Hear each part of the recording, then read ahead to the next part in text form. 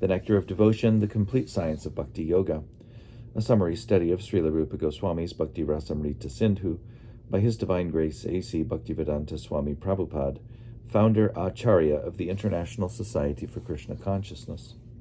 Chapter 42, Fraternal Loving Affairs. Krishna's age, his beauty, his bugle, his flute, his conch shell, and his pleasing attitude all provoke love in friendship for him.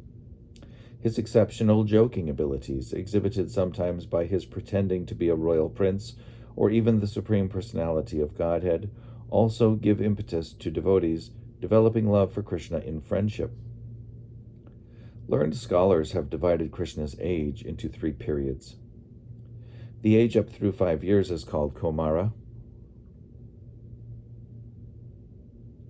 The age from the 6th through the 10th year is called Poganda. And the age from the 11th through 15th year is called Kaishore. While Krishna is spending his days as a cowherd boy, he is in the Kaumara and Poganda ages. In the Kaishore age, when Krishna appeared in Gokul, he acted as a cowherd boy, and then, when he was 16, he went to Mathura to kill Kamsa. The Kaumara age is just suitable for reciprocating the love of a child with Mother Yashoda. In the 10th canto, 13th chapter, verse 11 of Srimad Bhagavatam, Shukadeva Goswami tells King Parikshit, quote, "My dear king, although Lord Krishna is the supreme enjoyer and the beneficiary of all kinds of sacrificial ceremonies, he still used to eat with his cowherd boyfriends. This is because at that time he accepted the pastimes of an ordinary boy, keeping his flute under his arm and his bugle on the right side of his belt, along with his cane. In his left hand he would hold a lump of rice paste with yogurt, and in his fingers would be Pilu, the king of fruits. When he would thus sit among his friends, it would appear that he was the whorl of a lotus flower, and that the friends surrounding him were petals. As they thus enjoyed joking among themselves, the denizens of heaven would become struck with wonder and would only stare at the scene." Unquote. Krishna's Poganda age can be further divided into 3 periods, namely, the beginning, middle, and end. In the beginning of the Poganda age, there is a very nice reddish luster on his lips. His abdomen is very thin, and on his neck are circles like those on a conch shell.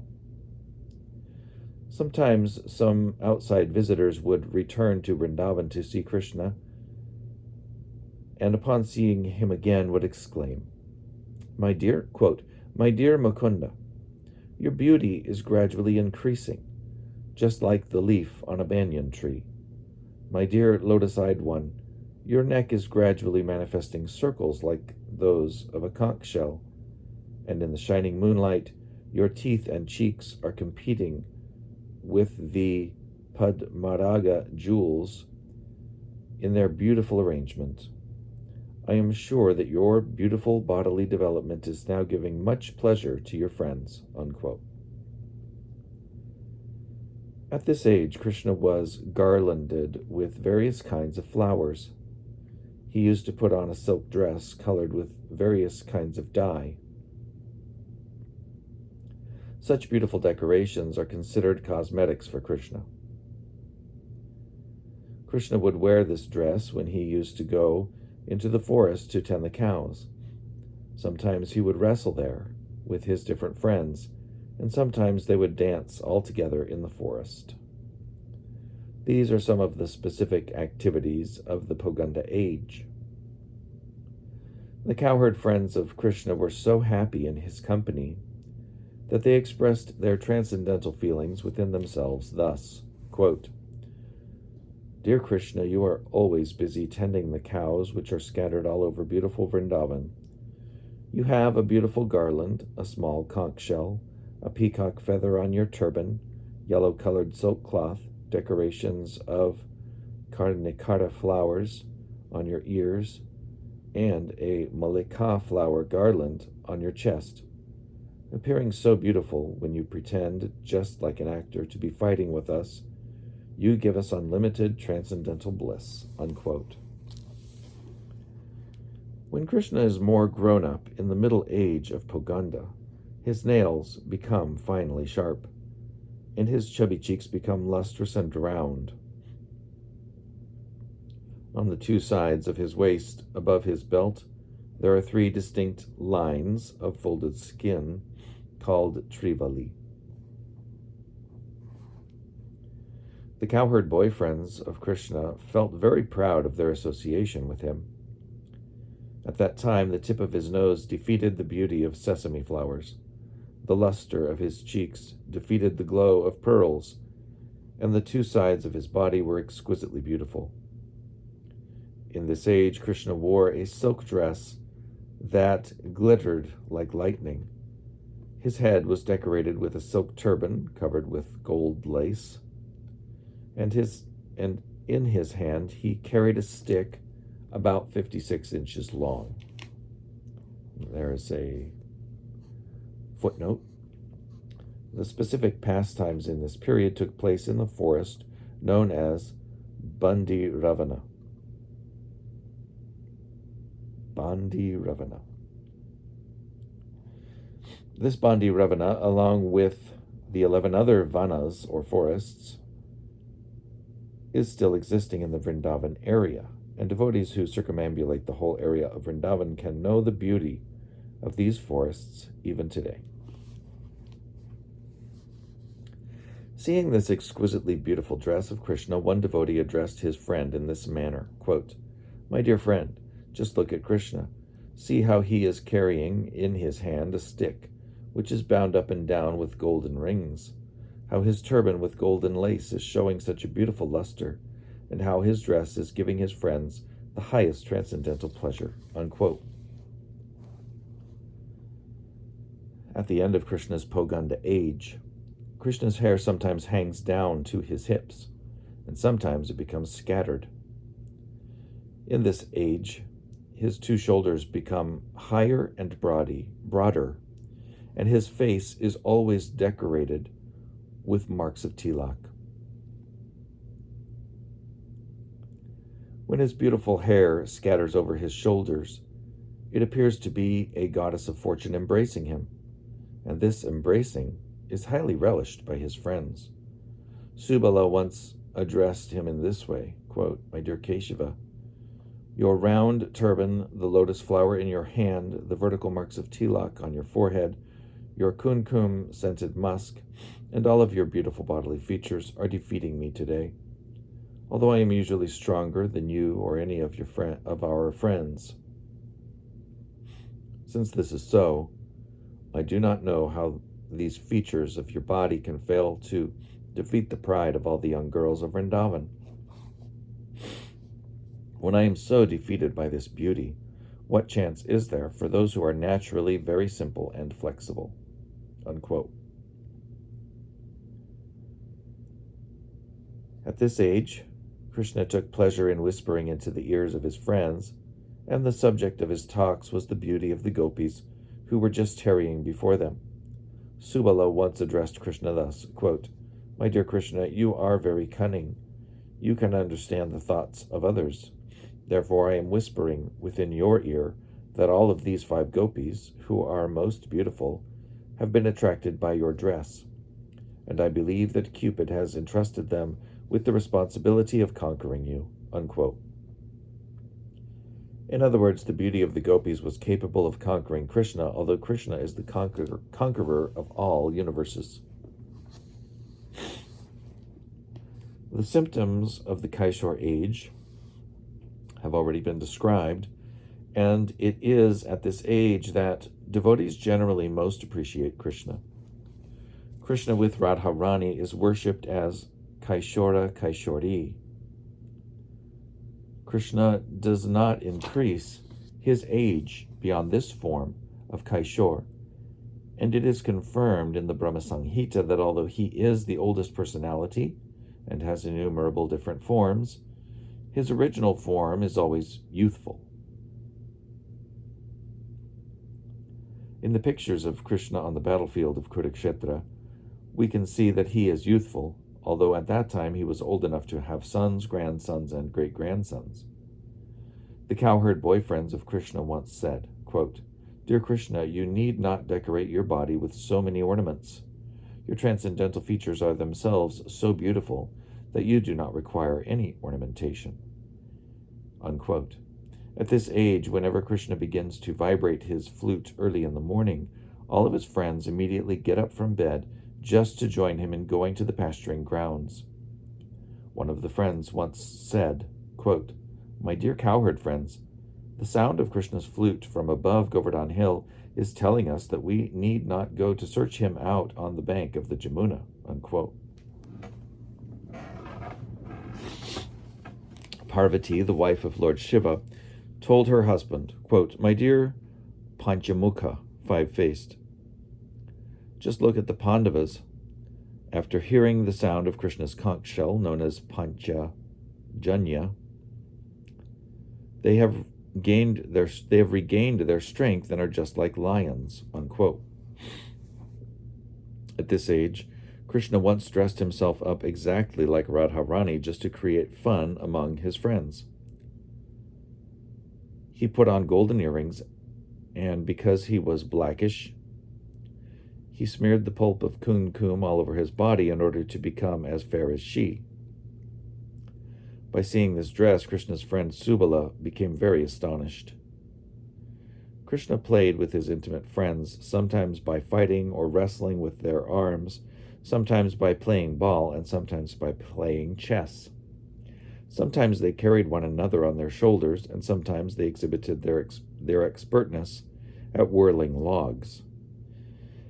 And the cowherd friends used to please Krishna by sitting together with him on couches or on swings, by lying together on their beds, by joking together, and by swimming in the pool. All these activities are called anubhava. Whenever all the friends would assemble in the company of Krishna, they would immediately engage in all these functions, especially in dancing together. Regarding their wrestling, one friend once asked Krishna, "My dear friend, O killer of the Agha demon, you are very proudly wandering among your friends, trying to exhibit your arms as very strong. Is it that you are envious of me? I know that you cannot defeat me in wrestling, and I know that you were sitting idly for a long time because you were hopeless of defeating me." Unquote. All the friends were very daring and would risk any difficulty because they were confident that Krishna would help them to be victorious in all adventures. They used to sit together and advise one another what to do, sometimes inducing one another to be engaged in welfare work. Sometimes they would offer betel nuts to one another, decorate one another's faces with tilak, or smear pulp of chandana on one another's bodies. Sometimes, for the sake of amusement, they used to decorate their faces in strange ways. Another business of the friends was that each of them wanted to defeat Krishna. Sometimes they used to snatch his clothing or snatch away the flowers from his hands. Sometimes one would try to induce another to decorate his body for him, and failing this, they were always ready to fight, challenging one another to combat in wrestling. These were some of the general activities of Krishna and his friends. Another important pastime of the friends of Krishna was that they served as messengers to and from the gopis. They introduced the gopis to Krishna and canvassed for Krishna. When the gopis were in disagreement with Krishna, these friends would support Krishna's side in his presence, but when Krishna was not present, they would support the side of the gopis. In this way, sometimes supporting one side, sometimes the other, they would talk very privately with much whispering in the ears, although none of the business was very serious. The servants of Krishna were sometimes engaged in collecting flowers, decorating his body with valuable ornaments and trinkets, dancing before him, singing, helping him herd the cows, massaging his body, preparing flower garlands, and sometimes fanning his body. These were some of the primary duties of the servants of Krishna. The friends and servants of Krishna were combined together in serving him, and all of their activities are known as Anubhava. When Krishna came out from the Jamuna after chastising the Kaliya Naga, Sri Rama wanted to embrace him first, but he could not raise his arms because of his great feeling of respect. When Krishna used to play on his flute, the vibration appeared just like the roaring of clouds in the sky during the constellation of Swati. According to Vedic astronomical calculations, if there is rain during the constellation of the Swati star, any rain falling on the sea will produce pearls, and rain falling on a serpent will produce jewels. Similarly, when Krishna's flute roared like a thundercloud under the Swati constellation, the resulting perspiration on Sri Dhamma's body appeared to be just like pearls. When Krishna and Subala were embracing one another, Srimati Radharani became a little envious, and hiding her hot temperament, she said, quote, "My dear Subala, you are very fortunate, because, even in the presence of superiors, you and Krishna have no hesitation in putting your arms on each other's shoulders. I think it must be admitted that in your previous lives you have succeeded in many kinds of austerities," unquote. The idea is that although Radharani was accustomed to putting her arms on Krishna's shoulders, it was not possible for her to do such a thing in the presence of her superiors, whereas Subala could do so freely. Radharani therefore praised his good fortune.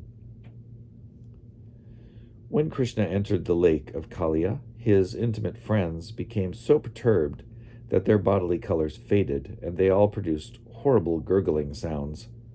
At that time, all of them fell down on the ground as if unconscious. Similarly, when there was a forest fire, all of Krishna's friends neglected their own protection and surrounded Krishna on all sides to protect him from the flames. This behavior of the friends toward Krishna is described by thoughtful poets as vyabhichari. In vyabhichari, ecstatic love for Krishna, there is sometimes madness, dexterity, fear, laziness, jubilation, pride, dizziness, meditation, disease, forgetfulness, and humbleness. These are some of the common symptoms in the stage of vyabhichari ecstatic love for Krishna. When there are dealings between Krishna and his friends which are completely devoid of any feelings of respect, and they all treat one another on an equal level, such ecstatic love in friendship is called stayi. When one is situated in this confidential friendly relationship with Krishna, one shows symptoms of love such as attraction, affection, affinity, and attachment. An example of stayi was exhibited when Arjuna told Akrura, quote, "My dear son of Gandhini, please ask Krishna when I shall be able to embrace him in my arms," unquote. And there is a footnote. This Arjuna living in Vrindavan is different from the friend of the same name to whom the Bhagavad Gita was spoken.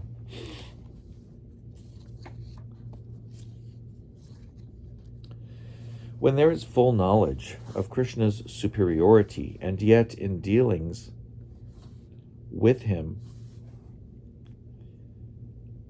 on friendly terms, respectfulness is completely absent, that stage is called affection. There is one brilliant example of this affection.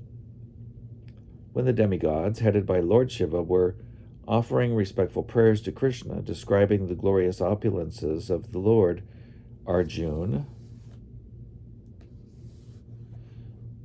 stood before him with his hand on his shoulders and brushed the dust from his peacock feather. When the Pandavas were banished by Duryodhana and forced to live incognito in the forest, no one could trace out where they were staying. At that time, the great sage Narada met Lord Krishna and said, quote, "My dear Mukunda, although you are the Supreme Personality of Godhead, the all-powerful person, by making friendship with you, the Pandavas have become bereft of their legitimate right to the kingdom of the world. And moreover, they are now living in the forest incognito. Sometimes they must work as ordinary laborers in someone else's house. These symptoms appear to be very inauspicious materially, but the beauty is that the Pandavas have not lost their faith in you or their love for you, in spite of all these tribulations. In fact, they are always thinking of you and chanting your name in ecstatic friendship. Another example of acute affection for Krishna is given in the 10th canto, 15th chapter, verse 18 of Srimad Bhagavatam. In the pasturing ground, Krishna felt a little tired and wanted to take rest, so he lay down on the ground. At that time, many cowherd boys assembled there, and with great affection began to sing suitable songs, so that Krishna would rest very nicely. There is a nice example of the friendship between Krishna and Arjuna on the battlefield of Kurukshetra. When the fighting was going on, Ashvatthama, the son of Dronacharya, unceremoniously attacked Krishna, although according to the prevailing rules of chivalry, one's chariot driver should never be attacked by the enemy. Ashvatthama behaved heinously in so many ways that he did not hesitate to attack Krishna's body, although Krishna was acting only as charioteer for Arjuna. When Arjuna saw that Ashvatthama was releasing various kinds of arrows to hurt Krishna, he immediately stood in front of Krishna to intercept all of them. At that time, although Arjuna was being harmed by those arrows, he felt an ecstatic love for Krishna, and the arrows appeared to him like showers of flowers. There is another instance of ecstatic love for Krishna in friendship. Once, when a cowherd boy named Vrishabha was collecting flowers from the forest to prepare a garland to be offered to Krishna, the sun reached its zenith, and although the sunshine was scorching hot, Vrishabha felt it to be like the moonshine. That is the way of rendering transcendental loving service to the Lord. When devotees are put into great difficulties, even like the Pandavas as described above, they feel all their miserable conditions to be great facilities for serving the Lord. Another instance of Arjuna's friendship with Krishna was described by Narada, who reminded Krishna, quote, "When Arjuna was learning the art of shooting arrows, he could not see you for so many days. But when you arrived there, he stopped all his activities and immediately embraced you," unquote.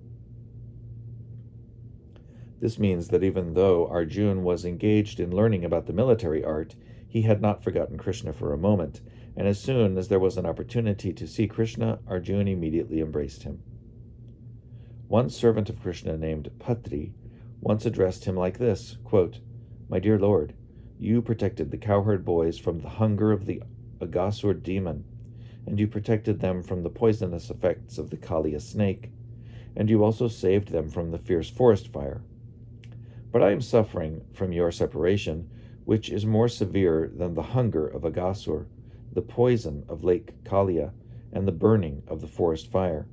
So why should you not protect me from the pangs of separation?" Unquote. Another friend once told Krishna, quote, "My dear enemy of Kamsa, since you have left us, the heat of separation has become extraordinary, and this heat is felt more severely when we understand that in Bandiravana you are being refreshed by the waves of the cooling river known as Banu Tanaya Radharani," unquote. Banu Tanaya. The purport is that when Krishna was engaged with Radharani, the cowherd boys headed by Subala were feeling great separation, and that was unbearable for them.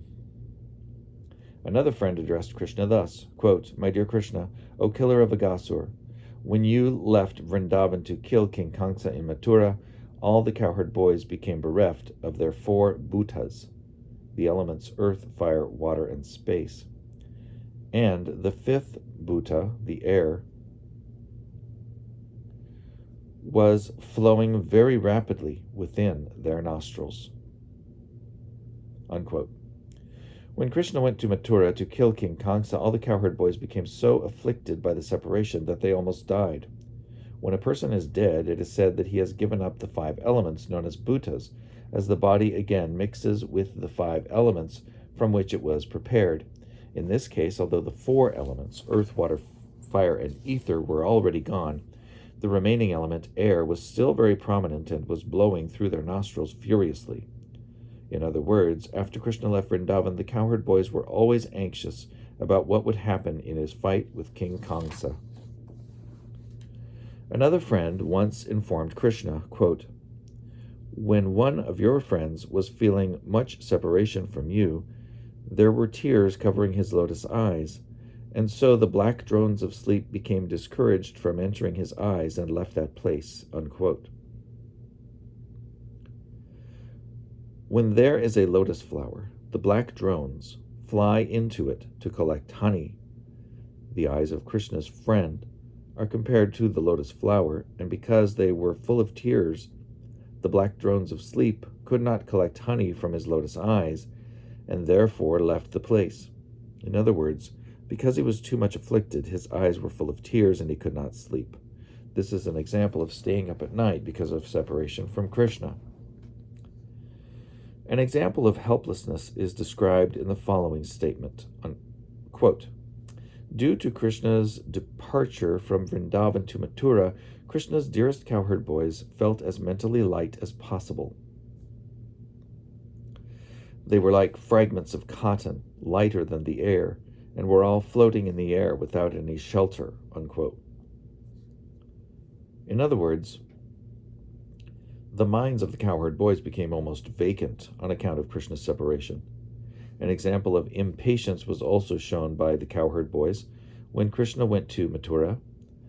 Out of the sorrow of separation, all these boys forgot to take care of their cowherding and tried to forget all the melodious songs they used to sing in the pasturing ground.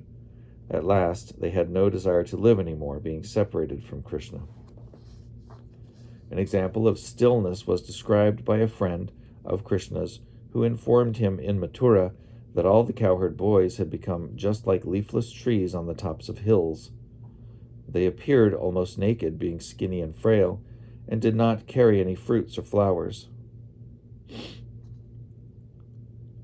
He informed Krishna that all the cowherd boys residing in Vrindavan were as still as the trees at the tops of hills. Sometimes they felt diseased from their separation from Krishna, and being so greatly disappointed, they were aimlessly wandering on the banks of the Jamuna. There is also an example of madness caused by separation from Krishna. When Krishna was absent from Vrindavan, all the cowherd boys became bewildered, and having given up all kinds of activities, they appeared to be mad and forgot all their regular business. They were sometimes lying down on the ground, sometimes rolling in the dust, sometimes laughing, and sometimes running very swiftly. All of these symptoms gave them the appearance of madmen. One friend of Krishna's criticized him by saying, quote, "My dear Lord, you have become the king of Mathura after killing Kamsa, and that is very good news for us. But at Vrindavan, all the residents have become blind from their continuous crying over your absence. They are full only of anxieties and are not cheered at all by your becoming the king of Mathura." Unquote. Sometimes there were also signs of death caused by separation from Krishna. Once Krishna was told, quote, "My dear enemy of Kamsa, because of their separation from you, the cowherd boys are suffering too much, and they are now lying down in the valleys, breathing only slightly. In order to sympathize with the boys' regrettable condition, even the forest friends, the deer, are shedding tears." Unquote. In the Mathura Kanda chapter of the Skanda Purana, there is a description of Krishna and Balaram surrounded by all the cowherd boys, always engaged in taking care of the cows and calves. When Krishna was met by Arjuna at a potter's shop in the city of Drupada Nagara, because of the similarity of their bodily features, they made intimate friendship. This is an instance of friendship caused by the attraction of similar bodies. In the 10th canto of Srimad Bhagavatam, 71st chapter, verse 27, it is stated that when Krishna arrived in the city of Indraprastha, Bhima was so overwhelmed with joy that with tears in his eyes and a smiling face, he immediately embraced his maternal cousin. Following him were his younger brothers Nakul and Sahadev, along with Arjuna, and they all became so overwhelmed at seeing Krishna that with full satisfaction they embraced the Lord, who is known as Achyuta, the Infallible. There is a similar statement about the cowherd boys of Vrindavan. When Krishna was on the battlefield of Kurukshetra, all the cowherd boys came to see him wearing jeweled earrings in their ears. Becoming so greatly overjoyed, they extended their arms and embraced Krishna as their old friend. These are instances of full satisfaction in friendship with Krishna. In the 10th canto, 12th chapter, verse 12 of Srimad Bhagavatam, it is stated that even after undergoing severe penances and austerities and performing the yogic principles, the great mystic yogis can hardly become eligible to achieve the dust of the lotus feet of Krishna, but the same personality of Godhead, Krishna, is easily available to the vision of the residents of Vrindavan. This means there is no comparison to the great fortune of these devotees. The friendly relationship of the cowherd boys with Krishna is a particular type of spiritual ecstasy almost similar to the ecstasy of conjugal love. This ecstasy of loving affairs between the cowherd boys and Krishna is very difficult to explain. Great expert devotees like Rupa Goswami express their astonishment at the inconceivable feelings which are in Krishna and his cowherd boyfriends. This particular type of ecstatic love shared between Krishna and his confidential friends further develops into parental love, and on from there it may develop into conjugal love, the most exalted humor or mellow of ecstatic love between Lord Krishna and his devotees.